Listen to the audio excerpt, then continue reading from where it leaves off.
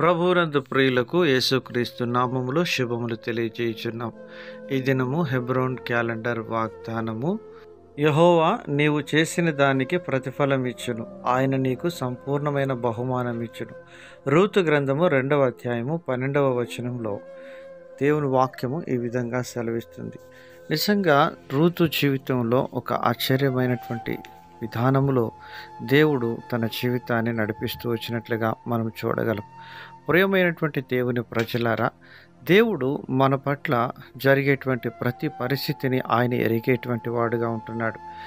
మన జీవితంలో దేవుడు అనుమతించే ప్రతి పరిస్థితిని మనము ఆయన చిత్తానికి తల ఉంచి ఒప్పుకున్నప్పుడు ఋతు జీవితంలో పొందినటువంటి దేవుని యొక్క ఆశీర్వాదములు మన జీవితంలో కూడా మనం పొందుకొనగలం.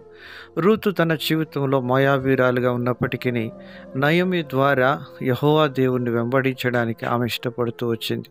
తన జీవితంలో దేవుని యొక్క బిడ్డగా చేయబడుతూ వచ్చింది.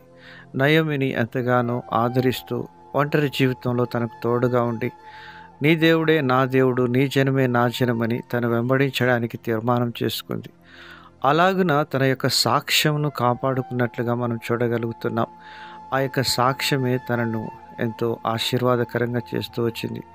నీవు నీ అత్తకు చేసినటువంటిది నాకు తెలియవచ్చినదని బోయాజు మాట్లాడుతూ వచ్చినాడు. ప్రియమైనటువంటి దేవుని ప్రజలారా, హెబ్రీ పత్రిక 6వ అధ్యాయం 10వ వచనంలో అంటున్నాడు, పరిశుద్ధులకు చేసిన ఉపచారం మరచుటకు దేవుడు అన్యాయస్తుడు కాదు అని దేవుని వాక్యం సెలవిస్తుంది. ప్రియమైనటువంటి దేవుని ప్రజలారా, నీ జీవితంలో శ్రమ, ఇరుకు, బాధ, ఇబ్బందుల గుండా నువ్వు వెళ్తున్నావా? లేక నీ భర్త, నీ భార్య, నీ బంధువులు, నీ యొక్క రక్త సంబంధికులు నిన్ను విడిచి వెళ్ళిపోయినారా? అయితే రూతుకు సహాయం చేసినటువంటి దేవుడు మనకును సహాయం చేయటానికి ఆయన ఎల్లప్పుడూ సిద్ధంగా ఉంటున్నాడు. రూతు తన జీవితంలో బోయాజు పొలంలోనే ఉండి పరిగెరుకుంటూ వచ్చింది. తన జీవితంలో ఓపికతో ఆ పని చేస్తూ వచ్చింది. అందును బట్టి దేవుడు తనను దీవిస్తూ వచ్చినాడు. అంతము వరకు సహించిన వాడే రక్షణ పొందునని దేవుని వాక్యం సెలవిస్తుంది.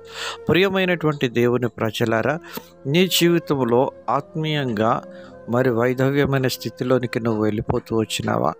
అలాంటి స్థితిలో ఒకవేళ నువ్వు కొనసాగుతున్నట్లయినా కష్టము, బాధ, శ్రమ, దుఃఖము, నిరాశ, నిస్పృహల చేత కొట్టుమిట్టాడుతున్నట్లయితే రూతును ఆదరించినటువంటి దేవుడు మనకును ఆదరణ కలుగ చేయడానికి సిద్ధంగా ఉంటున్నాడు. ప్రియమైనటువంటి దేవుని ప్రజలారా, ఆయన నీకు సంపూర్ణమైన బహుమానం సిద్ధపరుస్తున్నాడు. కీర్తన 31:19 ప్రకారం దేవుడు దాన్ని మన జీవితంలో అనుగ్రహించునుగాక.